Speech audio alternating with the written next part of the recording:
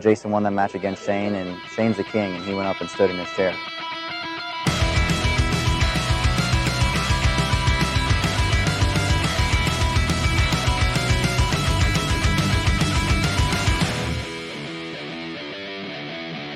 You don't stand in the king's chair.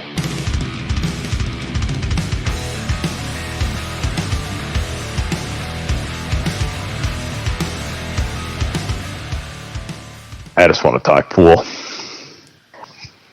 Well, that's a good intro. I like talking pool. That's it?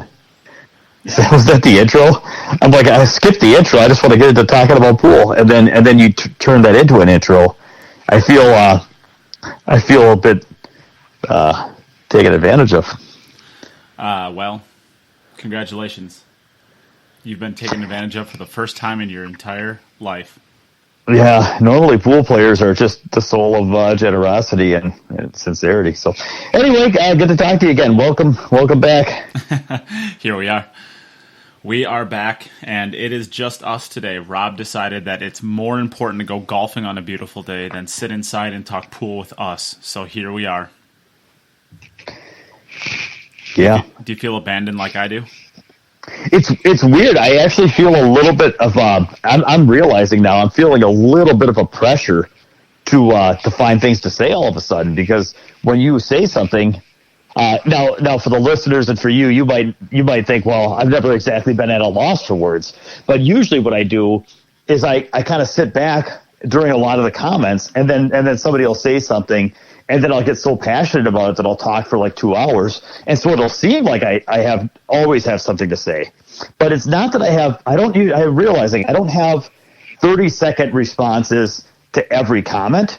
I only have responses for like 5% of the comments, and then they're like 2-hour responses. So now I realize, now that I'm being expected to respond to everything, I feel a little pressure all of a sudden. That's okay. I'll go back to my Neil Spain mental game preparation, and we're going to get through this. You nodded uphill hill in like the finals of the U.S. Open with pressure. Hey, man, right here. It happens. That's awesome. Yeah, so I guess it's just us. There's not a lot to get cleared up in the beginning. I do want to take a second to read a review on iTunes, because I'm still trying to get people to do that. It is a very easy way for me to get out there a little bit more on, I guess, the podcasting platform world. And I think it's a pretty easy thing for people to do. But, this is a good one, too. This is a recent one. So good, we have a new one. This is from Terrible Player But Keep Playing. That's really funny. They said, wish you could keep doing it full time. Keep it coming. Great content. So that was an Apple review, and I read them off on, I guess, a live podcast to incentivize people to go over there and leave the reviews and I guess all that good stuff. So I appreciate that, and that's a really funny name. I like that. But we'll just basically do that, and I will give one quick plug to Patreon. We haven't had anybody new sign up, but I do have a new outro for the podcast. Before, when I had sponsors, what I did was I thanked the sponsors for basically sponsoring the podcast and all that good stuff. And I haven't had basically an outro for the last, I don't know, maybe 2-3 months, something like that. And I finally got around to creating a new outro. So I know most people probably just turn it off once they hear the music, and I do that with my podcasts as well. But for this time only, hang around for a little while and listen to the ending podcast. It'll give you all the information that I guess I want you to have at this point. But I will give a spoiler, and I do talk about the Patreon program. So if you are interested in helping me basically do this more as a full-time gig and create even more content than what I am right now, consider joining the Patreon program, which is basically just, I guess, a way to help support the future content of the podcast. To find out more information, go to patreon.com/QItUp, and you'll have all of the information there on how you can join it and what the different tiers are and what you get for each one of them and all that good stuff. Okay, I'm done plugging it now. Demetrius, are you ready to do some shout-outs? Yes. Actually, I'm prepared today. All right, cool. I'd like to shout out to Nathan Wardman from Rochester, Minnesota. I'll tell you, I'm really excited. So what happened was he came and worked with me for a couple days, and a few months ago, 3 months ago, and what we did. Okay, so I'm sure some of you guys listening are like, well, how does everybody walk away a better player? I mean, how does this boot camp really? You go there, then you come away. Well, the answer is no. I mean, a lot of it is not everybody, because there's people that like you have to follow through, and there are some things that we'll do to where, we do enough stuff together to where, yes, you will walk away a better player. You will have new ideas. You will have new tools, new shots, and you will have changed your game. You will be better when you leave. But where it really is magic is like if you actually do the work over the next month or two, then that's where it's like you really feel confident with those new tools. It's the difference between learning a new shot and mastering a new shot. And so it's kind of like, I'll teach you the new, quote unquote, the new shot, but you got to master it. So anyway, I worked with this guy, and I gave him what I thought was awesome. But then I was like, after he left, I was like, man, I had a bad feeling. I'm like, I don't know, is he really going to be able to put that into his game? And did he really understand what I was trying to say? And I actually felt like, I just had a bad feeling that maybe it was going to, at the end of it was just going to turn into like a couple of, oh yeah, he showed me how to do this one trick shot, and then it's just going to fade into the background. And it was really bothering me. So I reached out to him, and I followed up with him, because I was just really, if that was like, if that was what happened, then I wanted to kind of check back with him, and maybe I could kind of cover some of the stuff again, or chat with him more, find a way to like redo it or something, because I just wanted to make sure. And, because so the answer is like, I'd say like 3 out of 4 people really get the full what I'm trying to do, and then like 1 out of 4 people kind of miss the boat, either because they're, they just don't follow through, or they don't, or maybe it's my fault. I don't know. It's hard, but I was blown away, man. It was the total opposite. He got everything I wanted him to get out of it. He was talking about all the stuff we've done. He's worked on. He knows how to do it all now. He's seen the difference in his game. He's talking about how he used to not be able to beat this level of Ghost, and now he can. And how much better he is at moving the cue ball from one end of the table to the other, and how that opens up all the different runouts he's making. And he was talking about what he's learned and explaining what he was doing. And I'm like, that is everything I was talking about. And it's like he went through our notes, and he went through the drills, and he went through the shots, and he put it together into his game. And I don't know, man. I can't tell you. I've just been really inspired by his hard work and follow through. And so that's it. So I keep going, because that's what keeps me going. So got a little carried away, but Nathan Boardman from Rochester, Minnesota, he will be. I'm going to keep working with him too. We're going to get together for another day here pretty soon to kind of take on some next step with patterns. So watch out for him. Right now, he's not on the radar. Wait a year. Back to you, Nate. Yeah, for sure. I mean, that's what it takes. So I will take this from there, and I will give a shout out to my friend Priya. And this is going to be really interesting, because it took her over a year to actually listen to my podcast, even though she said she was going to, I don't know, every single time I saw her for basically a year straight. And then she finally listened. So I don't even know if she listens now. May have just been a couple episodes, and she was just all cool, like, I finally did it, leave me alone now.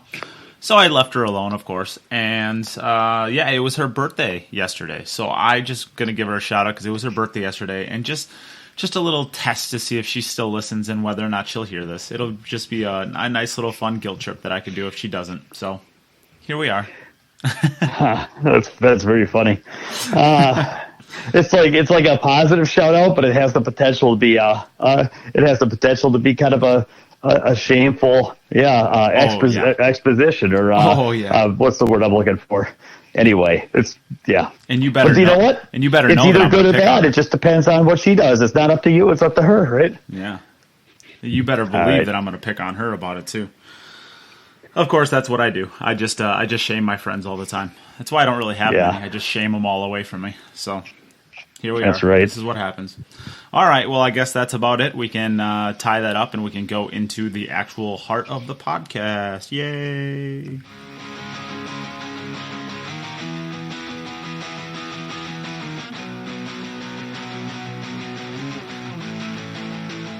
This is where Rob would normally say, "Oh, no more shout-outs? Oh." And then he'd tell us some corny dad joke, and we'd roll our eyes, and then we just start. So I guess we don't have that cool introduction anymore. That's right. Bummer.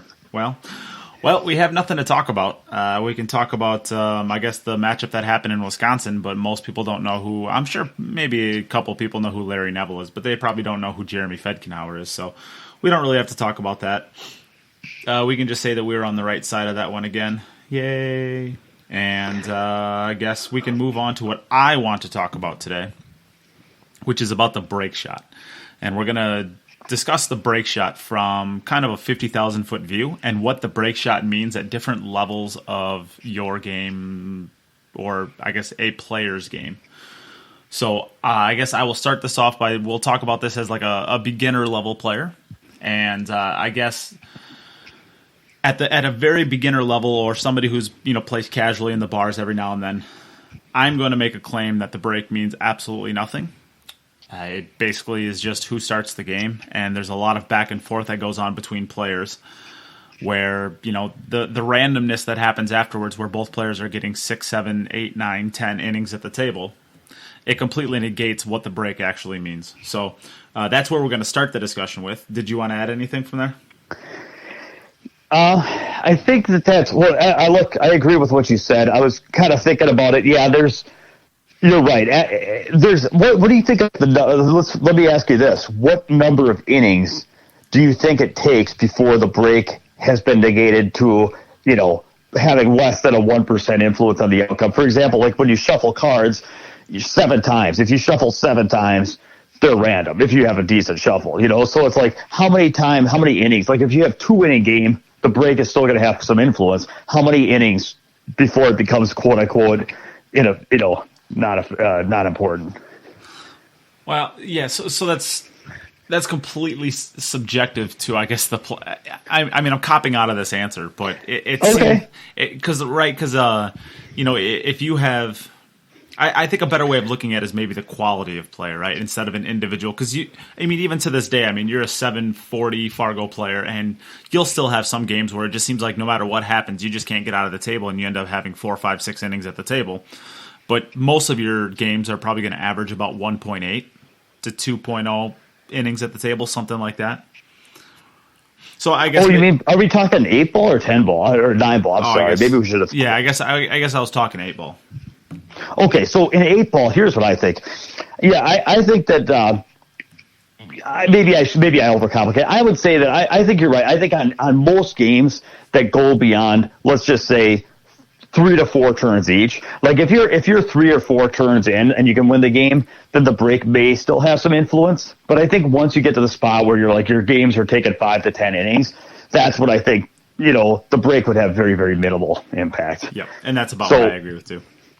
Yeah, but I think so then kind of step into the beginning, the next level of play, which is not ranked beginner, but but beginning league players or people that are beginning to take the game seriously, and they can pocket some balls, and sometimes they can run 3, 4, 5 balls, but 8 ball's a tough game at that level because you think, well, if you could pocket 3, 4, 5 balls in a row, then that must mean that you can 8 balls, you should be able to do that in 2, 3 innings, but as we know, 8 ball is kind of a self-handicapping game at this level. So that what that means is that, and this is something that I wanted to kind of talk about anyway, to kind of insert into this conversation, which is when I've had youth players going through 8 ball leagues, and I've really had a chance to see this, and I've lived it myself when I was young playing 8 ball. When you have, it's a game self-handicaps. When you have 2 players of different skill, the player that shoots a little bit better gets a quote-unquote ball count lead where they start shooting in all their balls quicker than the other person. But then, of course, they end up, as the more balls they shoot, the less options they have to shoot at, the more of your opponent's balls are in the way. And so the harder it becomes for them to find more shots and pocket more balls. And so as their run gets longer, it gets more difficult. And meanwhile, as they run more of their balls off, then the other player has more balls with less congestion. So the game gets easier for the other player while it gets tougher for the player pocketing balls. So the game really self-handicaps. And what I've seen, Nate, is at the youth levels and at the beginning 8 ball levels, it could be frustrating because you could have a big skill edge on your opponent. However, if you're not good enough to run through all the balls, then what ends up happening is you get a quote-unquote ball count lead, and then the game self-handicaps. You're not able to pick off your last 2 or 1 balls or get through the 8 ball. they're catching up with you by picking up, one or two open balls an inning until it basically comes down to where both players end up with on the 8 ball, and it comes to where who gets the first shot, and they're missing and leaving each other tough, and it could go either way, or somebody gets scratched, or who and the better shooter has a little bit of an edge, but it's surprising it's not nearly as much of an edge as you'd think if they were playing like straight pool where every ball was worth a point. So the reason I bring that up is because when you get to that level, that next level, that's still a spot where if you're not able to run through the balls and take advantage of an opportunity, I still don't think the break, I think it might have some influence, though, only because it lets you maybe claim your object ball group. So yeah. And so how important is, go ahead. Yeah. So one of the reasons I wanted to do this was, I wanted to talk about different characteristics of the break at each individual level. And you had just started it there, so I wouldn't mind jumping in and taking it there. That's all I had to say. I just wanted to talk about the nature of 8-ball once you get to that next level. Yeah. So at a beginner rate, it doesn't really mean anything, right? Like a very, very low quality league player, or maybe a beginner player, somewhere in that range. It doesn't really mean anything because both players are going to get 4 or 5 innings at the table pretty regularly, as an average at least. But what it does do, the break does mean something. If you can break and make balls consistently, and you are about to touch on this, we've all seen those racks where the game is predetermined before the shooting starts. And this is the characteristics of high-level players where they can start turning these games around. But at this level, players generally can't. And what I mean by that is sometimes you'll have 2 stripes that are tied up at the bottom of the table and 2 more stripes that are tied up at the top of the table. And maybe a solid is tied up with a stripe. And there's only 1, maybe 2 open stripes to where you can even work with them. And the lower-level players can't actually manufacture that rack to make it runnable because there's just too much trouble. So by breaking and making a ball in, which is, of course, the goal of a break shot, you're allowed to take solids, which basically just means you're going to win the game. It's just a matter of how many innings is the game going to take because the balls are tied up.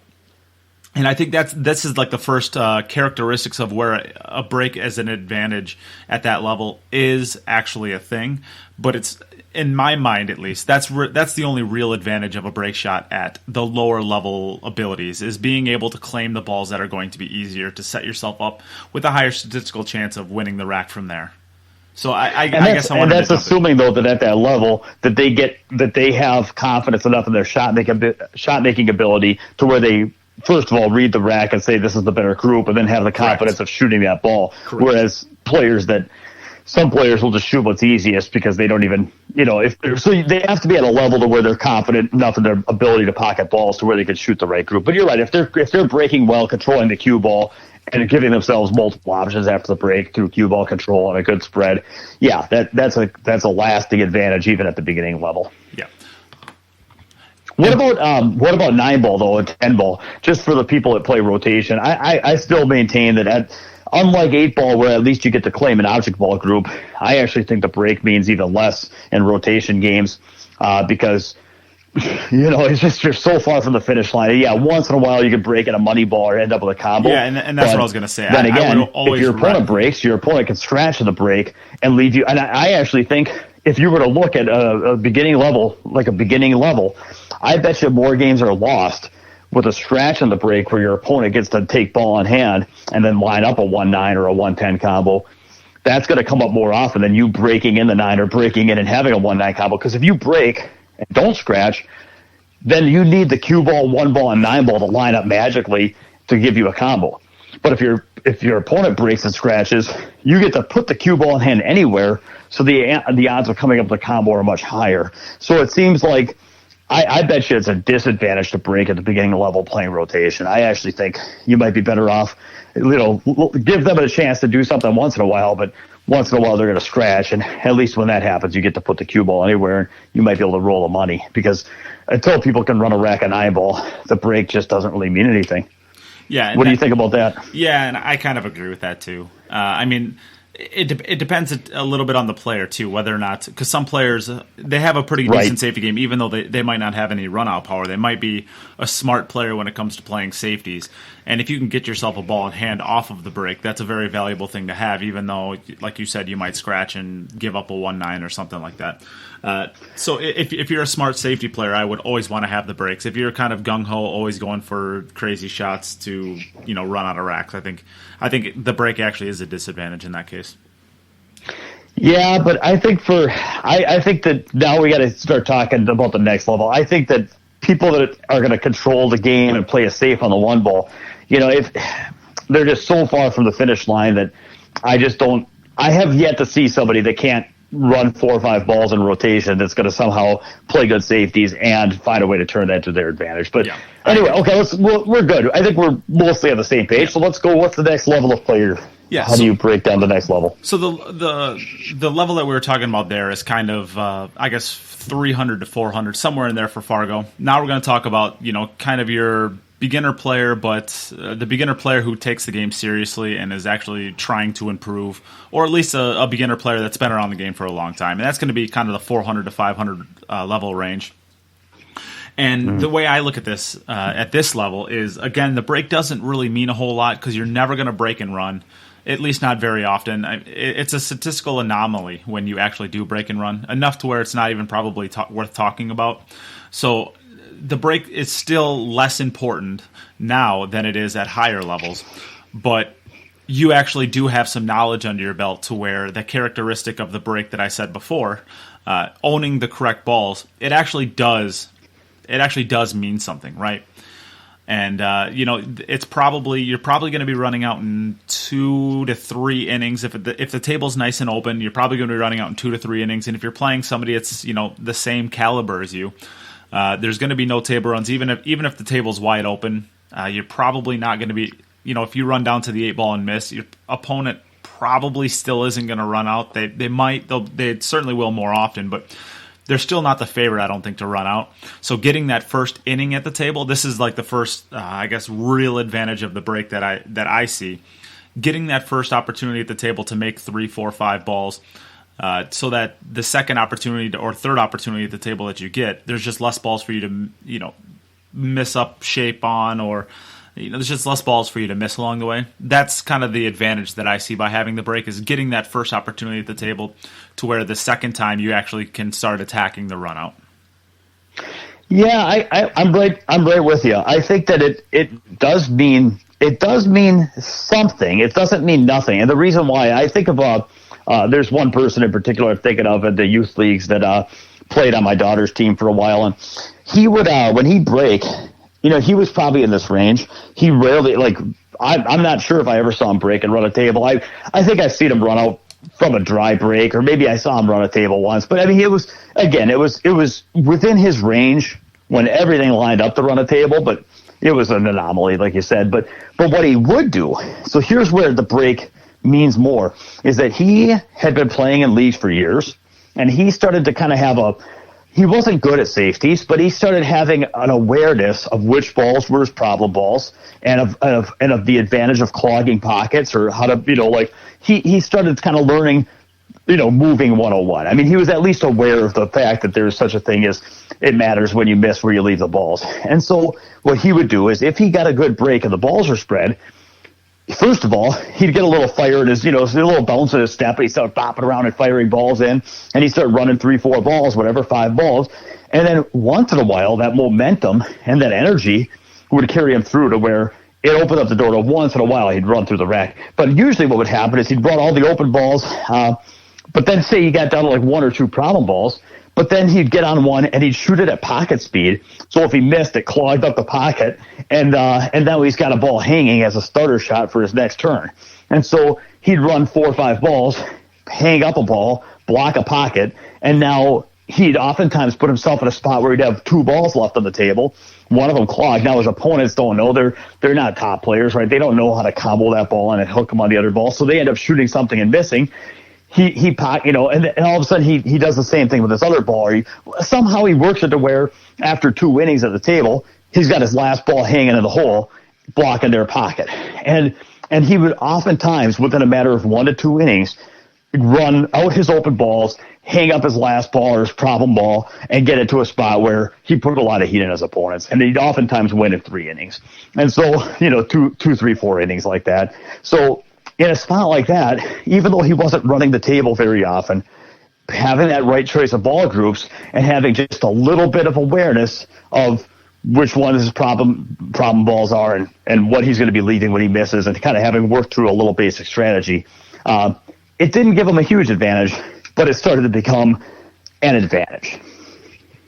Yeah, and that's kind of where I'm seeing the same level too. So I think we can probably leave that one there and move on to the next group, unless there's anything else you have to say.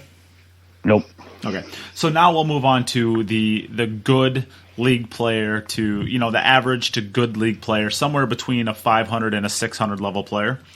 And I'm going to actually so I don't know if you want to take this, because I got kind of a unique look on this one. So maybe you want to take this one first. I'm curious. No, okay. I'm really curious. I mean, I don't know. I think playing 9 ball, that's a big range, man. There's a big difference between a 500 and a 600 player. Yeah, and maybe what I should say is like it's a big range, but go ahead. Yeah, and this actually encompasses most pool players, right? Most serious pool players, right? So maybe I should actually tighten this up to like 525 to 575, somewhere in there. The idea is like a good league player, like an average to a good league player. And these players are I actually would make the argument that there is a disadvantage at this level to break the balls well and to make a ball. Because you're still going to be able to break and run, right? So this is like the first time where you can actually see yourself. Maybe you ran a 2-pack, and the highest you're ever going to run is maybe a 4-pack if you're playing 9 ball on loose pockets and the new cloth.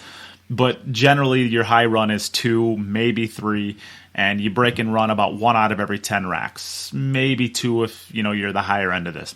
But the idea is, statistically, you're not breaking and running still, but that threat is in the bag. You know that you've broken run and you can do it a decent amount, enough so to where you get loose, right? And you see the finish line on every rack that you're at, and so you think, I need to run out because I know I can.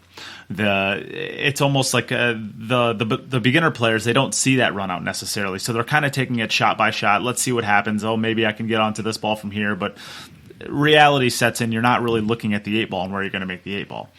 These players are starting to see, okay, well, now I see this pattern. A pattern actually starts to emerge, and you see it and you do it, but the execution isn't there at a high enough level to be able to run out consistently enough to where you're basically running 4 to 6 balls off the table, and then you're leaving a wide open rack for your opponent. So we're assuming all of these players are playing the same exact speed, right? So if we have 2 570s playing each other, this 2 570s. So the same person that's trying to break and run is, his opponent's the same quality after him.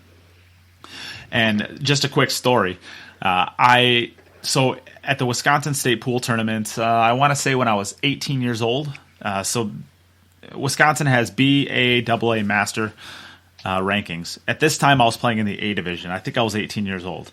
And I played my first match, and I won my first match. And then I played my second match. Well, actually, I'll describe my first one, because I actually broke and ran. It's a race to 4, and I actually broke and ran 2 out of 4 racks.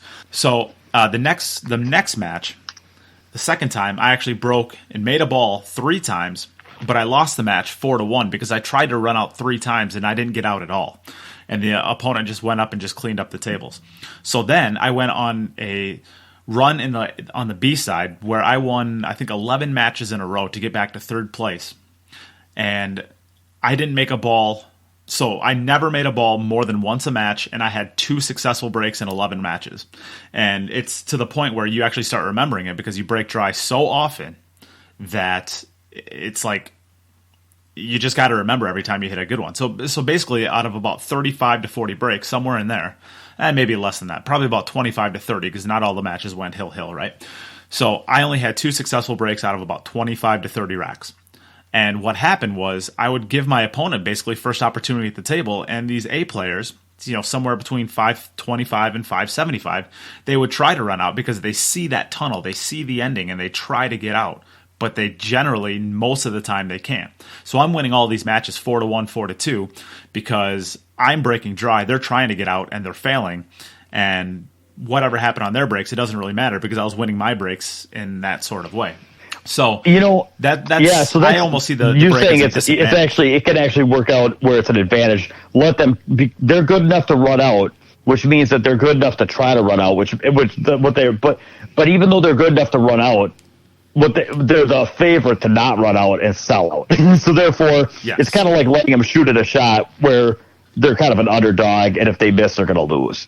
Yeah. And there's still situations my experience where has been the opposite. See, I actually feel like my experience has kind of been the opposite, which is I have found that playing players. First of all, I got to say, people in the 550 to 575 range, a lot of these folks, they have a high gear where they might have 50 ball high runs at straight pool. They might have times that they've run 4 or 5 racks at 8 ball. No joke. I mean 575. Like I've seen these 580 and under tournaments.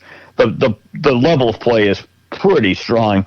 But what I would say is I've actually seen it the opposite, where there's a lot of guys in that 5 to 560 range that on an ordinary day, what you're talking about is true. But then you play them in a Vegas tournament. Yeah, right. And all of a sudden, racks that they normally would just run all their open balls and not get out, all of a sudden they're not drinking tonight, they're not on their phone tonight, and their team's watching them, and they're all taking deep breaths, and you can see their eyes are dilated, and they're staring, their focus is intent, and they're really working and figuring out how to get through that rack. And players in that range have enough tools to where we've all got many, many, many stories of people in that range that were faced with difficult racks that were quote unquote beyond their ability, but they just stared at the rack and shot ball by ball and took deep breaths and found ways to put the balls in the hole and get on the next ball and break open that ball and get on that ball. And next thing you know, they run through it. You're like, how did that guy run that rack? And I've seen that happen enough times to where, in general, I like what you're saying, and I'm like, yeah, a lot of times it does work out the way you're saying. But if it came down to one rack, hill, or if it just came down to a couple big games, I still think the break is an advantage, because when they're really dialed in and they know that it's do or die, I think players in that range find a way to come through. I think it changes the percentages. I think if they're on autopilot, just firing in balls, trying to run out, then I think a lot of times they're going to fail. But they're also good enough to where when it really matters, I would hate to break them wide and sit down and hope that I hope I get back to the table. Let me ask you a question here, because you're approaching this from a one game outlook, and how much of that is you just wanting to be in control, knowing that your destiny is on the line, and how much of it is you actually. And it's not fair because I'm not. I mean, it's not fair either, because I know my percentages and I know if I'm at the table, I know what that means. So therefore, it's hard to put myself. I have been in spots where I've been so nervous, and I look at a messed up table where I'm like, I don't even want to be at the table right now because I don't feel like I can run out. So I just hope that they don't miss. Like normally you're hoping to get to the table. I've been in spots where I'm like, I hope they don't miss. I hope they actually run a bunch of balls and then miss, because I don't want to deal with this. You know what I mean? Yeah. But I mean, what you're saying is exactly what I was pointing to, kind of with my evidence, where yes, of course, with one game on the line, with all the jelly beans on the table and the winner take all, of course you'd rather be in control than not in control, right? But if you really take a step back and look at it, the percentages wise, I still think while you would rather have control of the table, I think percentage wise is against that person. I don't care how dialed in they are, their skill level. The statistics say that they are not it's probably one of those biases where you don't remember all the times that they don't get out. You just remember the times that they do. It's like some kind of like a poker bad beats, and they make those crazy acrobatic outs where you're like, whoa, what the heck just happened to me? I feel like I just got ran over by a bus. And that's the same rack. But what they don't tell you is they're going to be talking about that run out against you in Vegas for the next 25 years, because they've never done something like that. And you're just holding on to that little bit of this happened to me, so therefore it's going to happen all the time, and I need to be in control of the table because of that reason. And what I'm saying is I think if you really look back and maybe if we had the ability to collect data on these things, I would say that the person that actually doesn't have a successful break, so let's say you break and make a ball, that's what I'm talking about. So if you break and let's say you break dry, right? Whoever gets the first opportunity at the table, whether it's the person breaking or whether it's the person coming in off of a dry break, scratch, something like that, at this level, I think that the other person is actually a higher percentage to win that rack from there, which is a little bit of an anomaly. But I think that's actually probably the case, where the second person who gets the inning at the table is actually probably a higher statistical probability to win the rack, even though you'd rather be in control for your mental side of things. No, I'm with you. Now, the one thing I want to also get back to real quick, and I don't have much to say about it, but I just want to address, there's a large part of our audience that doesn't play bar table pool. I know we're in the Midwest, it's all bar table 8 ball, but there's a lot of people that only play big table 9 ball or big table 10 ball. That's just a lot of the country, or one pocket. And so where we're talking 9 ball or 10 ball, I still don't think the break means much at this level. Like, even at the 575 level, where people can absolutely break and run the table, it can happen. But then again, that also means your opponent can break and run the table, which means that if you scratch on the break, or if it starts to mean something. It starts to mean something. But I would still say that if you had two 550 Fargo rate players playing, and one guy spotted the other guy that breaks, I don't really know that would even be decisive. I still don't really quite think I think it's one pip below the level that it makes an impact still. And there's a reason I bring that up. I know that right now some of you guys listening might just be like, how is this helpful? You're saying the break doesn't matter yet. The break doesn't matter yet. But actually there's going to be a spot where it does matter. And the fact is, there's going to be some interesting conclusions because of this. So stick around. This may sound boring, but it's going some interesting places. Yeah. And I agree on that. So now we can move on to the next level, which I would consider your top league players to even your like lower top amateurs. So that would be kind of the 575 to 600, all the way up to kind of my range, which is 550 to 650 to 660, somewhere in there. And now you're at the point where, maybe I should offer this one up to you first. Do you want to take this one on first? Yeah, I agree, and I'm thinking if we're talking players in that 6 to 625 range, I mean those are strong amateur players, to where if they get a shot at the table and the balls are laying non-tied up, they're probably at least even money to run the balls out. And if they break good and there's not too much congestion, they're a favorite to run the balls out. And if you're playing 630s in a tournament. If you're coming up dry playing bar table 8 ball, it doesn't really matter how good you play. You're not gonna, if you're playing alternate the break and you're coming up dry and scratching on your breaks, you're not gonna win that set. So I think that this is the point.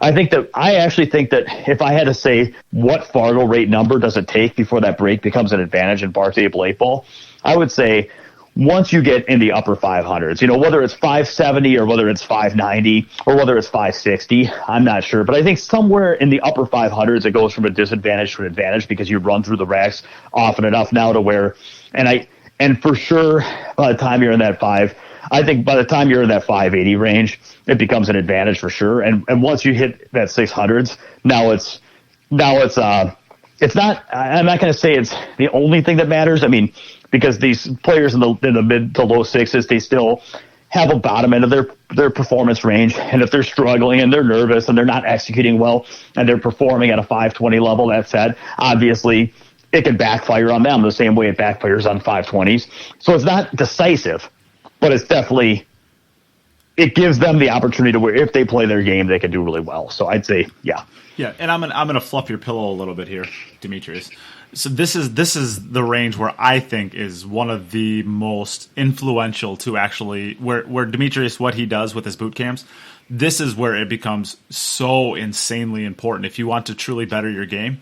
Anywhere from like a 5-6, of course he can still help a 400 level player or even an 800 level player. There's stuff that he can do that can help you out. But I think the most beneficial because you're good enough that everything about the game for the most part. All of the fundamentals, I should say, of the game.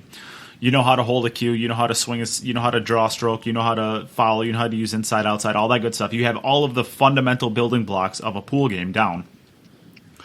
And the break now becomes I don't think the break becomes important for like breaking and running. I think it becomes this is where it starts becoming very, very important, because it allows you to control the table from there. So even if you break and run out, or even if you break and run out, I mean, you're controlling the table. But if you break and there's just no run out, it allows you to get, not only get the balls that you need to get to win, but it also allows you to get them in positions that are winning positions in the end. And of course, at this level, you're also good enough to get out of those traps. But statistically speaking, if you're controlling the table, you're going to win more of those games than you're going to lose. And by breaking and making balls, while you still might not be running out all the time, it allows you to be the first person to go up to the table and control the table to set yourself up, if you can't run out, to win the game in the long run by really outmoving your opponent, because you have the first opportunity to kind of set those traps. Yeah, and there are a lot of table runs. Anybody that's at 600, they're running a lot of tables too. I mean, they really are. I've played a lot of guys, and you're right. I mean, the range, it's not that I can't work with 400s, but I don't need somebody to hop on an airplane and fly across the country so I can show them how to shoot a stop shot. That's not what I'm interested in doing. I like working with advanced players that have been stuck at a certain level for 10 years and haven't gotten better, and have all the tools and can run tables and don't understand what they had an idea of how to get to the top of their city or the top of their leagues, but they've just been stalled out, and they can run tables some days, and some days they struggle. It's like, those are the players. It's like, yeah, you don't have the answers. You don't know how to do it. You may think you do, but if it hasn't worked, then I can show you how. So that's absolutely 550, 600, 650, 700. I mean, anywhere in that range, I love it. It's my bread and butter. So thank you. But yeah, but I think that those players do play good enough to where they do run enough racks. And I also think it's a tone setter. So going back to 9-ball again on a big table, even if you're not running that many racks, like 620 players, they run some racks for the break. But even if they're not running a lot of racks for the break, first of all, maybe a 620 Fargo rate in a race to 7 big table 9-ball. Maybe they run 0 racks for the break. Maybe they run 1 rack for the break in a set. Maybe if they have a really good set, they run 2. But usually it's going to be, I'd say, half the time 0, 40% of the time 1, 10% of the time 2. So but that's not nothing. But also, it's just a tone setter. When they break and they pop the cue ball and they get control of the table, and then to your point about safety play earlier, maybe they run the first few balls and play a safe. There might be some games where they keep control of the table the whole game, in the sense of having, kind of being in the driver's seat and not really giving their opponent an easy shot to get going. And then just having that first, shot and pocketing some balls. And it just kind of gives you, you're the one spending time at the table. They're the one in their chair. You get easy shots. They have to come with hard shots. It can change the tone. So I think that there's some games that they win for the break directly, some games that they win while they're in control the whole time, and some games that are just influenced because they get to got to build more confidence and momentum and do all the shooting. So I think that the break is not decisive at the 620 level, but it's definitely playing big table 9-ball. But it's definitely, at this point, I would say it was an advantage to break. Definitely, yep. So we can leave that there, and we could go on to, I guess, the top players. And I kind of want to maybe attack this last one as the difference between, because I think at this level, I think by the time you get up to about 700 level, and really actually kind of 670 to 700 level, or actually really 670 to 730. I mean, there's definitely the difference between there is pretty much a consistency.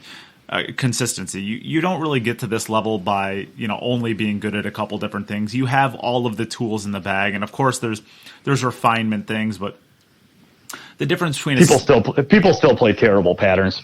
Yeah. Most 700 players still play terrible patterns. But other than that, most players have all the tools. Yeah, well, yeah. I guess what I mean by I don't think that a 710 level physically, yeah. So I kind of want to take that group of players, and I want to look at it kind of as a difference between them and the top players, the 780s to 820s, and what I see as a huge difference, of course, is the pattern play, like you said. But a lot of it is actually the break, and you can kind of look at these different categories of groups where you see the 820 level players, and you see players like Shane Van Boning, and you see Chang, and you see Jason Shaw, and you see Joshua Filler, and what are they all known for? They're all known for their break. Well, does Joshua Filler shoot the balls significantly straighter than Justin Bergman? I don't think so, but Justin Bergman has one of the worst breaks in the world. So is there a huge difference between the shooting capabilities of Justin Bergman and Joshua Filler, Shane Van Boening, players like that, or is it the break that kind of separates them? And that's kind of what I see. And maybe you see something different as well, but I kind of see the break as being the deciding factor between top level players and all the way down to 740, 730 level players to a lesser degree, but the 770s to 790s and the break is the deciding factor in my mind. Yeah, and so I might be jumping the order a little bit, but I'll tell you, and I talked to you about this a little bit before the podcast, but this has been on my mind a lot because I want to talk about, there's two things. One is what the break means to me, and then after we talk about that, there's another point I could come back to. But what it means to me is that when I am breaking poorly, then there's a bunch of consequences. And one is that I'm sitting in my chair, watching my opponent run balls, hoping that I get back to the table, hoping that they miss. They're doing the shooting, I'm doing the sitting. When they finally miss, I'm coming to the table with some, hook or a kick or a long shot where it's hard to get shape, or they're playing me safe where I'm trying to kick and avoid selling out, and then they're running the balls. And even when I win a game, if I'm breaking poorly, then I immediately let them back to the table, and then they're winning a game back. And then every time I need to get to the table, I'm grappling and fighting for shots. And when I'm playing good players that are in a similar range, I don't want to grapple rack by rack, because then not only am I having a hard time winning those racks, but then when they're winning, if they're breaking good, they're backing up their wins with a rack or two. So they're winning 2-3 racks at a time, and I'm trying to win one rack that I'm fighting for. And then I play worse because everything I'm shooting is hard. I've got pressure on me. I'm behind on the score, and I'm feeling discouraged because I know that I'm only winning one at a time. And it's really, really tough. And my performance, it looks not real high end at times. But then when my break is going well, the game is really, really, really easy. So it's like, and I was talking about this with you. I was saying for the listeners, I've been playing a game with myself where when I break the balls, I usually figure out what the money ball is. Like if I'm playing big table 10 ball, I'll ask myself, which ball do I need to get to where I feel like from there I'm out, like the rest is like I'm just kind of foolproof. Like I can stay in line. I'm not worried about the rack once I get on this ball. And if I'm breaking poorly and there's 10 balls on the table, or 9 balls on the table, and there's congestion or asymmetrical breaks and a lot of travel, a lot of times it's like, well, once I get on the 9 ball, I'm good. Or once I get to the 7 ball, I'm pretty good. And the reason I do that, by the way, listeners, here's a little tip. I break the game up into that way because when you're playing in a match, it can feel daunting to feel like I have to run 10 balls and deal with all these problems. So if you can kind of look at it and say, no, really, all I have to do is get to the 5 ball, because then the last 5 balls are laying pretty good, then it just makes the goal, it brings the finish line closer and gets you it makes it seem more achievable, and it makes it seem like the shot of that 1 ball you're shooting is more important when all you're going to do is get to the 4, and then from there it's smooth sailing. So, and if it's not, call me. I'll get it smooth sailing. But so the funny part is when I'm breaking poorly, a lot of times the crux ball that I need to get to where the rack gets easier is like the 7 ball or is the 9 ball. But when I'm breaking good and I'm breaking in a ball or two and popping the cue ball and everything spreads out smoothly, I'll start looking around after the break like, what's my money ball? What's my money ball? And I'll be like, the 1 ball. Like everything's open. Like I'm good. Like I can run this rack. I'm not going to mess this up. Like everything's just like I know how to get from ball to ball. Everything's laying open. I just need to make the 1. And so more and more often, and so it finally boiled down to where I finally realized, and it took me a lot of years. It took me a lot of years to understand how important it is for me. But I feel now that when I'm breaking 10 ball, that I'm actually shooting a 1-10 combination. Because I feel like if I pop my rock in the middle of the table, make a ball or two, and get the 1 ball up in front of the corner where I have a shot at it, I feel like I won the game. And if I don't, then it's like missing a 1-10 combination. Well, it's like, well, let's see where the balls are going to bounce around. My opponent's going to get to the table. Hopefully I'll leave him something tough. Maybe I come back to the table later with a tough opportunity to score. So it's like I have a chance to win this thing right now. And if I dog it, then I have to hope they mess up. And to me, it's no joke. That's how it feels when I'm breaking the balls. Yeah, I'm pretty much on board with you.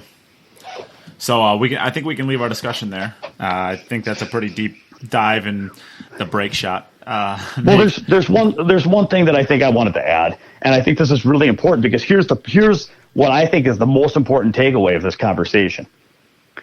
The importance of the break goes from, if we look at the graph, if we were to graph importance of the break by Fargo rate, it would go from being like like absolutely no impact, possibly negative impact, to neutral, no impact, slight impact, all of a sudden it goes like straight Titanic up. to the point where whether or not somebody makes a career or not, like Justin Bergman. And I'm thinking about myself. I'll just tell you as myself. I feel that if I watching Tyler and Chris was really, really eye-opening. I mean, Tyler outbroke Chris in a massive, massive way. Tyler's break was world-class. And I really feel like if I had Tyler Steyer's breaking for me, then that would substantially change my trajectory as a player. It would take a really elite player to want to play. And that's obvious because that's same with Tyler. Tyler, it takes a hell of a player to beat Tyler. Now, meanwhile, though, look at Justin Bergman as another example. It's like, here's a guy that if he had Tyler's break, how good would Bergman be if he had Tyler's break? You know what? I'm getting sidetracked. The point is, so the importance, if you look at the graph, it goes from it doesn't matter. It's your entire career. And so here's the trap. Players start where the break doesn't matter. And for oftentimes the first 5 years they play, or 10 years they play, or maybe even the first 20 years they play, it doesn't matter. And all of a sudden they get better, and now it matters. And so it's not like any other shot. Any other shot matters from day one. And so you practice it from day one, and it's important, and so you place attention and emphasis, and you learn that shot from day one. But what a weird game. It's almost like you're playing a game where you spent 20 years and you never even have to worry about that shot. And now you get good at everything else. And all of a sudden it's like there's this new trick shot where you have to elevate and pop and spear and 20 miles an hour plus and all this stuff. And it's like you learn all these pattern racks and all this stuff. And it's like, man, I never knew that was important. And all of a sudden it goes from being unimportant to more important than everything else you've done put together. And it sneaks up on you. And the reason I say this is because for me, it snuck up on me. I got to a level where it's been a lot of pain to figure out how important the break is, because when I'm playing locally against amateurs, they give me enough turns at the table. I don't need to break great to win. But as I started playing pro tournaments and as I started really playing top players more and more, it took me some stubborn losses to really understand that I'm shooting a combination for the win. So I think the trap is that because it goes from non-important to paramount, it sneaks up on you. So as you start getting better, don't let it sneak up on you. If once you get to the spot where you can run a table, even if it's not going to give you a make or break advantage every time, don't neglect your break like I did. Don't get to the spot where you wake up one day and you're like, oh, that's too bad. If I'd learned that shot, I would have been a player. Don't let that happen to you because it's kind of sneaky.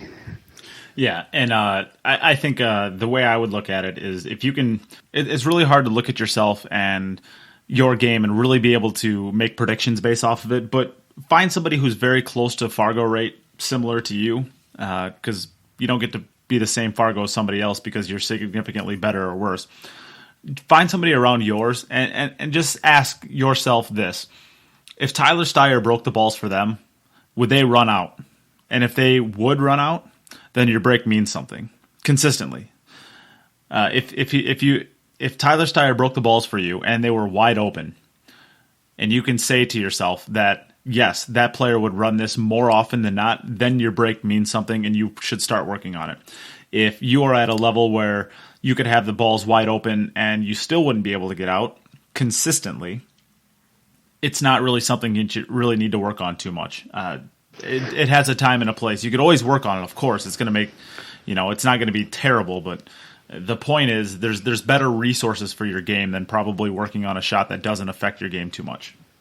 Well, in my opinion would be, and I'll just last comment, if for beginning players or for intermediate players that can't run a table and nine ball, I would say if you're sparring with a friend, like if you're playing leagues, you got to do what they're going to do. And if you want to play nine ball, that's fine. But my recommendation would be play 6-ball. To me, it doesn't make any sense to play a game where the first 60% of the game, because the first 5 balls in a rotation take the longest.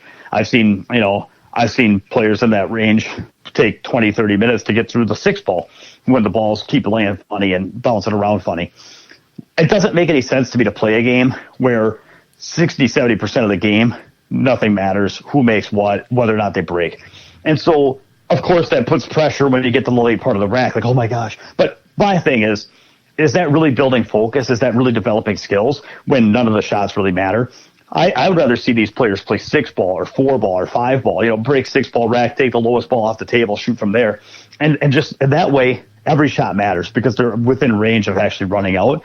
And then by playing so that every shot matters, now the break matters, and now every shot matters, and their focus is going to be better, and they're going to be now you're changing the game to where the break does matter. So now you're actually going to be developing these skills, and you're going to learn that, hey, I've got to break, control the cue ball, and control the lowest ball, and actually I can run through 4 and 5 ball runs. So if they open up right, sometimes I can run through so I can actually win. Now even 550 and 500 players and lower are still thinking, I need to break. I have a chance to win from here. I think you should set up the game to where you do have a chance to win from your break, regardless of your level of skill, so that you do start developing those skills early, and you start thinking about it as you start developing an offensive scoring mindset and every shot matters mindset from day one, instead of playing to where, hey, we're playing 8-ball. It's going to be 20 innings. It doesn't matter what I do anyway. I'm not sure that's the fastest way to grow. So something to experiment with. If you're not a run-out player yet, when you practice and when you spar with your friends, maybe change the game a little bit to where it is a run-out game. You might develop the right skills and develop skills more quickly. Yep, I agree. Or play the 9-ball ghost, but give yourself 1 ball in hand at any point in time that you want to use during the run-out. That might, that's another way of playing that. All right, so I guess we can leave that there, and we're going to talk about the upcoming match that we have this week, because we do actually have a match this week. So we have a big one-pocket matchup this week, and it is going to be between Tony Chohan and Francisco Bustamante. And while Rob is not here, he does have a prediction that he wanted me to read off, and Rob picks Boosty 24-21. So I do want to discuss this one just a little bit, and it's less about the match, because I think we've already beat these two into the dirt quite a bit recently with a lot of their one pocket matches that have been recently.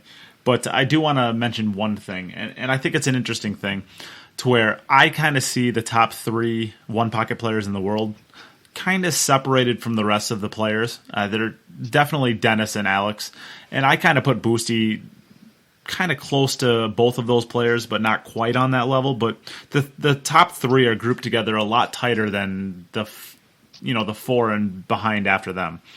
I find this interesting because it's kind of whether or not I'm correct in separating these 3 players out. Because I think Tony could make a pretty serious argument that if he's not the 4th best player in the world, that he's somewhere close to there. And of course, him getting beat by Joshua Filler a couple weeks ago really kind of throws a wrench into that with the firepower that we saw from there. But certainly Tony is amongst the top of the rest of the players left after those 3 players. And this is just interesting to me more or less because it's really interesting to see how far the gap actually is between what I view as the top 3 players and everybody else in the world. So that's basically just kind of what I'm looking for when I'm watching this matchup, and what I'll be watching for more or less than anything else. Well, I'll tell you, a lot of people put Tony Chohan number 3, and I'm not sure I agree, and I'll tell you why I don't agree. But to give Boosty credit for being number 3, Tony did, they've played before, of course, one of them was like a race to 10, and Tony won. It wasn't completely decisive by any stretch, but there's people betting on both sides of this match, so there's still people that have Tony ranked number 3, and I don't necessarily agree, but it's and some people think that Boosty doesn't belong in number 3. So anyway, that's what's so great about this match, is that's what we're here to find out. You know what I mean? Now, what's the weird part is that if Boosty wins, I agree. I think that he is kind of my 3rd. But then what a fun match would be too, would be Boosty and Filler. That would be like really, really, really interesting, right? Like, I mean, because we think, like, I don't think Filler gets there with Alex. because I just don't think – I think Alex moves good enough to where Filler doesn't have his firepower to go against him. Anyway, now I'm getting sidetracked on mythical matchups. Yeah. But anyway, I don't think Filler gets there with Alex at this time, but Boosty and Filler, man, well, that would be interesting. But anyway, getting back to this match, I think it's a big match. Tony Chohan has not – here's the thing. He plays great. I mean, he plays so good. I'll tell you, he gives you chills because if you're – I have bet against Tony a few times but I always had to sweat it because, man, like when Filler was playing him, Filler would have a ball hanging in his hole, all the balls open on Filler's side. Tony's hooked on the other side of the table, froze into the side rail. It looks like he's just absolutely going to lose. There's nothing you're going to do. And all of a sudden he stares and he's looking at balls in the rack and he's looking at balls in the rack and you're like, what's he looking at? You just want your opponent to like kick at your ball and miss and let you run out. But it's like, he's just looking at the rack and he's staring and he starts elevating his cue stick and you're like, what's he doing? He can't do this. You can't do this, can you? Like, there's nothing going to go, is it? Like, he can't really go. And then all of a sudden he just fires at break speed with an elevated cue and balls start exploding and something goes in his pocket and he calmly runs out. And it's like, you have to go back and watch the replay again and again to try to figure out what the heck he even did.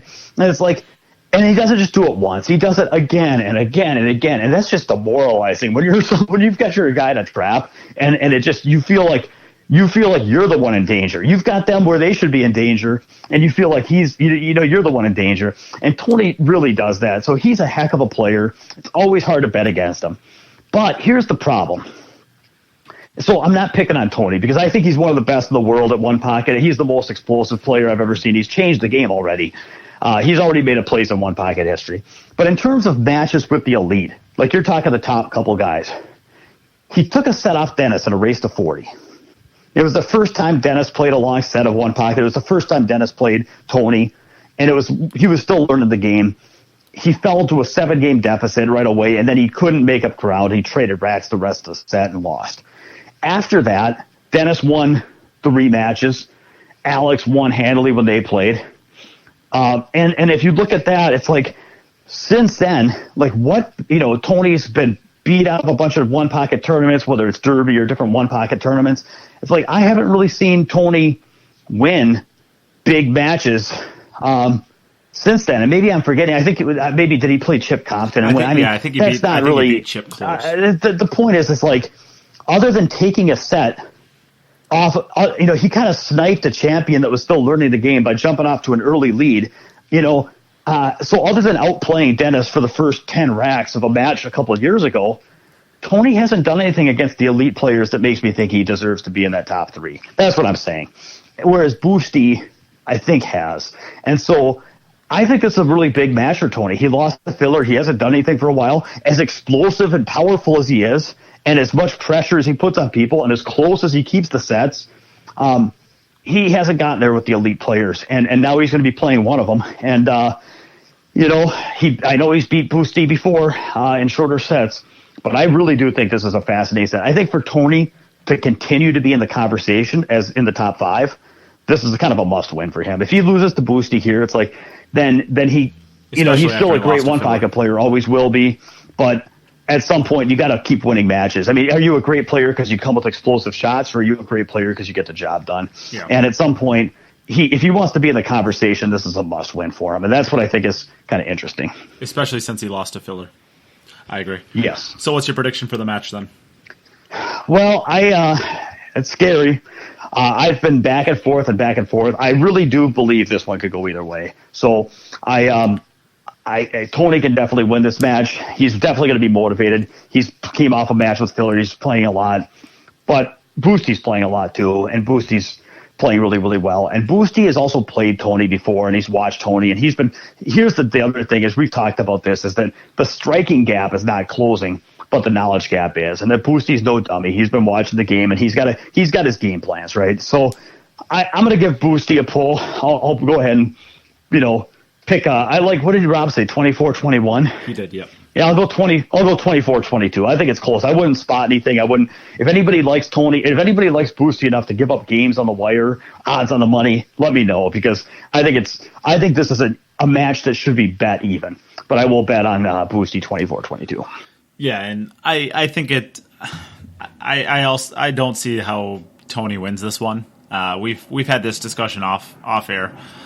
I don't see how Tony wins this one. I think it's closer to about 24-20 is my prediction, and I could see it maybe even being a little bit more than that. I really think that the gap between the top three and the rest of the world is a pretty big gap. And I think I've said that on the podcast before. I think that there is some pretty decent distance between Alex, Dennis, and Boosty and the rest of the one pocket world. So that's why I find this really interesting, just to see basically if I'm right or if I'm crazy, or who knows. Who do you like? Who do you like if Boosty played filler one pocket raised to 40? I wouldn't even be able to predict that one. I wouldn't even. Well, that's why. So all three of us predicted that outcome, right? In fact, you nailed it right on the head, and I was one game off from what we thought it was going to be. I think you said, was it 21-20 or 21-17? 21-17, and I said 21-18. Yeah, I think if they played, I think you know what? I think that's right. The funny part is that when and this is a good test for me, when I thought about Tony and Boosty, I thought it was really close. But when I think about when I think about Tony and Filler, I thought Filler. But when I think about Boosty and Filler, I think Boosty. Like, I think Boosty would beat Filler. Well, I mean, after watching how Filler played, I don't think that.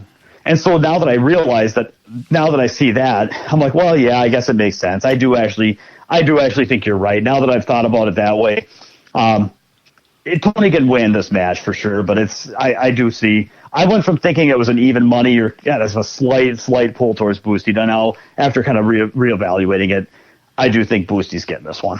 And the reason why we all decided to choose Joshua Filler is because at the end of the day, I mean, I don't care how good you move. It's at the end of the day, I mean, if one player is just so much more talented than the other one, which is not a knock against Tony, because Tony is a great player. In fact, I would say he's an underrated rotation player. But we're talking. Yeah, but we're Filler's talking more Joshua talented Filler. than everybody. Yeah, it's not Tony. It's more everybody. Yeah, and that's ultimately why we ended up going with Fillers, because I mean, you're talking maybe the best in the world right now, and I just can't bet against somebody like that big of a talent gap. That talent gap doesn't exist with Boosty and Filler. It still is there. Don't get me wrong. It's still there, but it's about halfway between where Filler is and Tony is, right? So I mean, if you take the gap between them, you put Boosty right about in the middle of like the perfect player in between those two players, right? And I think Fargo would say about the same thing, right? He's about exactly the distance between those two players. So I think he knows the game just as well as Tony. Maybe not quite as well, but I think what he lacks in knowledge, he makes up for in moving better. So well, and there's something else too, is that not only is Boosty 780, 790, whatever it is, Fargo rate. But so he strikes the balls phenomenally, but it's also the types of shots that you have to strike in one pocket. So this is funny because Mike DeShane might be a higher Fargo rate than Boosty. But if you look at how they strike the cue ball on certain types of shots, I like Boosty better. For example, what are the one pocket shots? Like about, bank shots, cross, and not just like routine bank shots, but like little twisty, long banks and back cut banks with spin and cross banks at pace and pocket speed. So you got the little twisty, hickey bank shots. You've got elevated shots where you're shooting off the end rail and drawing the cue ball back to the head rail. And so elevated shots and long, twisty bank shots and shots where you're going into clusters and moving multiple balls and playing shape off multiple balls and tickling off balls to get behind other balls. So when it comes to like spins and caroms and billiards and tickling around the rack and off multiple rails and moving multiple balls, that's where a guy like Boosty, who grew up playing in the Philippines, playing rotation, is a complete world champion all around champion, I should say. I think a guy like Boosty has a striking edge over guys like.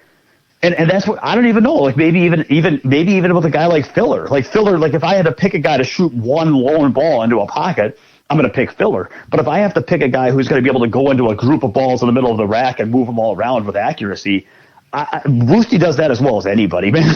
So I don't even know how much of a striking edge Filler has, considering the game. If they're playing 9-ball, then Filler, yeah, of course. But if they're playing one pocket, in terms of the one pocket shots, I think Boosty executes as well as about anybody. So I guess, yeah, and I think we would both take Boosty there, especially after talking it out. I think I'd take Boosty, but I think I would take Boosty narrowly still, because I still think that the talent that Joshua Filler has is, I mean, it's almost otherworldly how good he is right now. Yeah. It's scary, man. Yeah. So this is fun. So anyway, okay, so we both like Boosty by a little, but I can't wait to watch it. I'll tell you what. Let me just say thank you to the pool world for providing this match, because we have had some of the most exciting one-pocket matches I've ever seen in my life. In fact, some of the most exciting pool matches I've ever gotten to sweat have been in the last few months.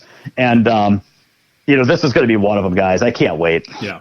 And this is going to be streamed by Pool Action TV, and it's going to be a race to 24, because I don't think I ever said that. But, I mean, I guess off of our predictions, you could have known that by now. But it is a race to 24 being streamed by Pool Action TV.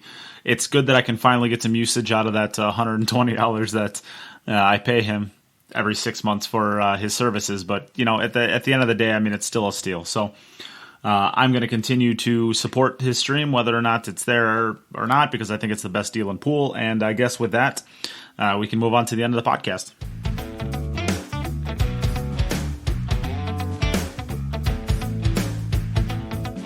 All right, so we were going to have a discussion about basically what we thought was the most influential moments in pool over the last, I guess, 50, 60 years, something like that. But we're going to put that on break until we get Rob back, because that was actually his idea. So we're gonna put. Why do we want to go back 90, 100 years? We theoretically could, right? Oh, I see what you I'm did. just kidding. Come on, I'm just picking on him. It's an age joke. I'm being ageist, man. I get to do that because now I'm on the other side of 40, so now I get to. I'm. Yeah. Did you have a birthday recently? No, I've got one coming up though, so okay. I'll just be clicking along, man. Yeah. I don't know when your birthday is. So. That's okay. Yeah, that's okay. I like to keep that non-public. Yeah, so we're going to push the discussion topic back until next week. And what we're going to do, because we don't have Rob here for two discussion topic as well from the fans, I am just going to give a quick tip. And what my tip is going to be is to, I guess, put your break cue away. If you have a break cue, put it away for a little while and just break with your shooting cue. And the reason why this is a very break-centric podcast we're doing here, but the break, so what I've been doing basically is I have a breach. I have a Q-Tech breach, I have a Predator BK Rush, and I have a Predator BK2. And I basically don't have any of them. I'm renting them out to people or letting them use them. And basically I'm all out of break cues. So I've been breaking with my shooter. And what I have found out by shooting with my shooter on my break shots is if you don't strike the cue ball well with a break tip, most of the time you get away with it because it doesn't transfer English all that well. But if you strike the cue ball bad with a shooting tip, that cue ball is everywhere. And you know exactly how bad you hit it immediately because the cue ball will take off, whether it's back, whether it's forward, whether it's to the left, to the right. All of the English that you put on that ball shows up, and it shows up in a big way. It's one of those things where you kind of get away with striking a cue ball bad because the tip on a break cue is so hard to the point where you can kind of get away with hitting the ball bad. But if you can get down to the point where you're controlling your rock with your shooting cue, going back to your break cue, you're going to hit the rack so much better, and you're not going to be able to get lazy with it in ways that you would have if you didn't have that discipline of really striking the cue ball. So take a week, take 2 weeks, something like that. Put your break cue away. It's probably not going to affect your shooting cue. I know a lot of people think that it's really bad for your shooting cue, and I mean, unless you're playing with like an ivory ferrule or an ivory joint or something like that, your cue is plenty tough enough to be able to break it 22 to 25 miles an hour at the most. I mean, if you're breaking 50 miles an hour, well, first off, congratulations, you're Guinness Book World Record. But, most people don't break at 30 miles an hour. So it's, if you're breaking 20 miles an hour, it's not going to do anything to your cue. It's just like a normal stroke. So put it away for a little while and really see how your cue ball reacts when you break the balls. Oh, gosh, man, I think that's perfect. I think that's really, really important. I see a lot of people breaking too hard and spinning the cue ball all over like a top. And then they think because they hit it fairly square, the cue ball might stop in the middle of the table and spin like a top. And then they're like, well, at least I hit it square, and the cue ball stopped at a good place, and I guess it's spinning. Who cares? Well, who cares is that, number one, your accuracy on your break, most of the time it's not going to be dead stopped, and then when it hits a rail, it's going to go flying all over the place, and then when you're a little bit off, that side spin is going to throw you out to where your break goes in the tank. So playing with a cue that magnifies deflection a little bit, or whatever, compared to a break cue.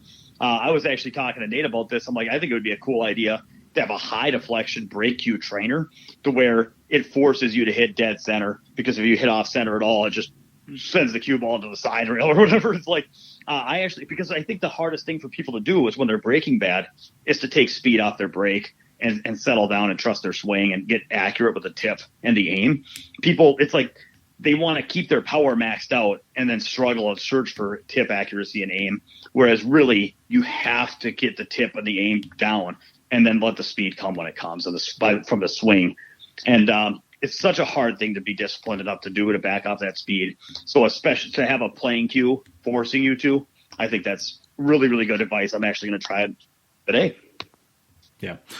All right. Well, because it's just us, I guess we can just jump right into your Coach's Corner. Why don't you take it away?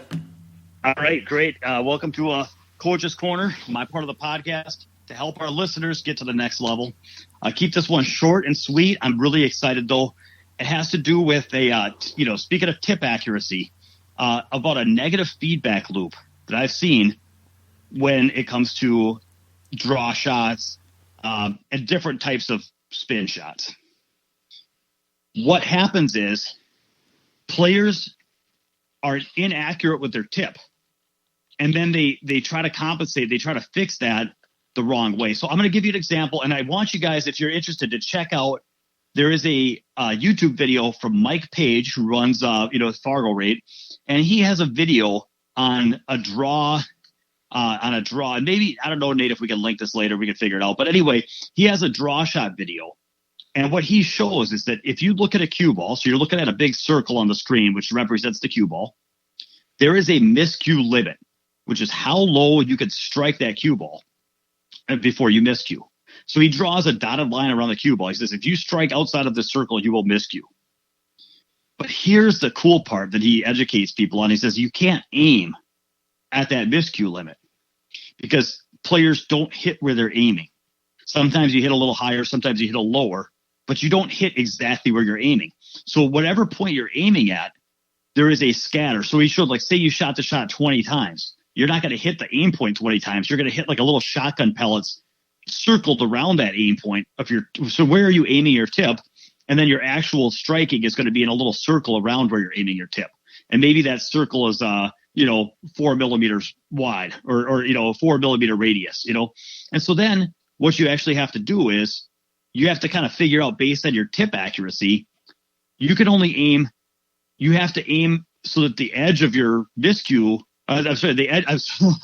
You have to aim so that the edge of your scatter is within the miscue line. So if you're 8 millimeters across and your circle, your radius is 4 millimeters of scatter circle, then you have to aim 4 millimeters up from the miscue line, so that even when you hit it a little bit, you're still not miscuing. If you aimed at the miscue line, you'd miscue half the time.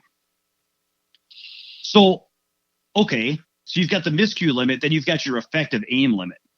But what determines your aim limit is how accurate you are with your tip. Amateur players have a very bad scatter, so they have to aim much higher on the cue ball when they're drawing the ball. Pro players, very tight scatter, get to aim real low. What this means is for amateur players that don't put a lot of emphasis on the tip, most of their career, they're just slugging balls in a pocket, not even really thinking about cue ball tip placement. They're not hitting very low because their scatter is so poor that they can't aim low. So then when they need to, here's what happens though, is then when they try to draw the ball, they're not getting much draw. So when you're not getting much draw, there's two ways to fix the problem.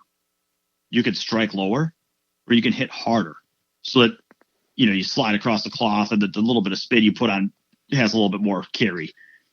And so what they do is, because they can't shoot lower because they'll miscue, so they figure that they have to shoot harder. So then they ramp up the speed and tighten up muscles and really let their stroke out. When you shoot harder, do you think that your tip accuracy is going to get better or worse? Well, when you shoot hard, your tip accuracy gets worse, which means their scatter gets worse, which means that their aim point on the cue ball has to come up a little bit to compensate. Now they're getting even less action, which means they need to shoot even harder in their mind. And all of a sudden, over the course of months, you've got players that are striking just a hair below center and shooting break shots to get the cue ball to back up. And I'm not joking. I had a boot camp student that came over last month. When I was watching him draw the ball, he would aim a little bit below center and whack the ball in the hole. He had to whack the ball in the hole, and the cue ball would come dribbling back a couple feet. And I'm just like, that is how you draw the ball.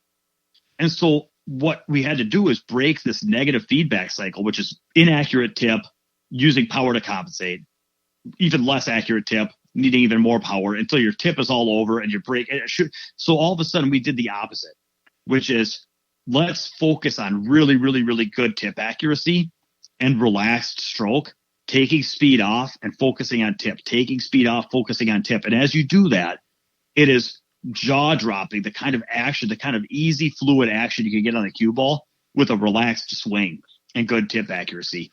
And how do you go about doing that? That's another conversation. Maybe I could get into that one-on-one. If you have questions, you can email me, info@mnpoolbootcamp.com. But what I will say is that you have to learn. And that if you're hitting the ball hard and your tip is all over and you're getting inconsistent results, those would be the clues to look for. Inconsistency and high stroke speeds with a lot of tense muscles, any of those symptoms, you're doing it wrong. So what you got to do is, if it helps, you can look at the cue ball last while you're practicing your draw shots. Just look at the cue ball and really stare at it. That's one thing you can do to kind of improve, reduce your swing speed, and just, there's other things, but the main thing is at least know that if you see those symptoms, you're kind of jump the tracks a little bit. So don't get caught in a negative feedback loop. Once you learn how to pocket balls, the next level of the game is to really, really work on your tip accuracy. That's going to lead to all kinds of, better cue ball control, and then ultimately more table runs, higher levels of play. It all comes from when you stop looking at the object ball and you start thinking about the tip of the cue ball. And that's a big step. So again, thanks for tuning in, and hope to hear from you guys. Yeah, for sure. I think that's another podcast is down the drain. Rob just probably made triple bogey, and he's probably throwing his putter across the green right now. He gave up this for that. Yeah, is there a 3-cushion equivalent for golf? Is there like a green that just has a big walls around where you just hit the golf ball really hard and watch it ping pong around and never go into a hole? Because that's what Rob should play. He should invent 3-cushion golf. I'm just picturing him with his little Odyssey putter hitting off of a putt-putt course that has no hole. You know what? It actually, when you think about it, if you had a bunch of weird angle surfaces, and it could be kind of interesting to try to get that thing to ricochet around. And I don't know, maybe you could make it a combat sport, lock 2 people in, and they have to, never mind. I need some more caffeine. Yeah, we're getting kind of out there now, aren't we? All right, everybody. Remember, check out the new outro at least once. And if you don't, then I am going to cry and never do the podcast ever again. So you have an ultimatum. Every good thing starts with an ultimatum. I was told that once. So there you go. All right, Demetrius, another good week. Thanks for joining me. Thanks, everybody. Talk to you soon. Thanks for coming to my party. Now that we're all out to broke, it's time to go home.